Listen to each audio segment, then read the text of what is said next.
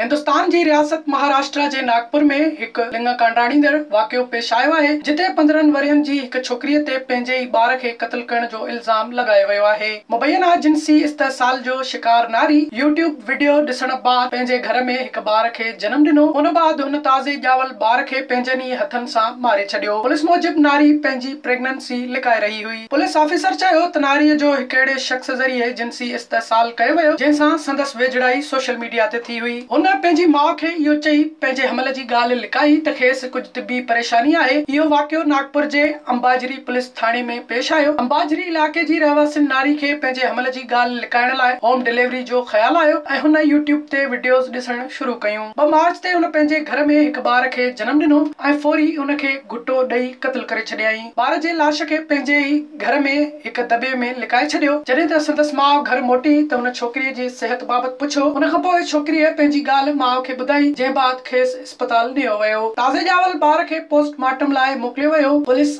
IPC ऐं जिंसी ॾोहनि सबबि ॿारनि जे तहफ़ुज़ वारे एक्ट तहत केस दाख़िल करे वरितो। पुलिस मूजिब पोस्टमार्टम रिपोर्ट मिलण बाद क़त्ल जो इल्ज़ाम लगायो वेंदो। ॿिए पासे इस्पताल में नारीअ जी हालत बि नाज़ुक आहे।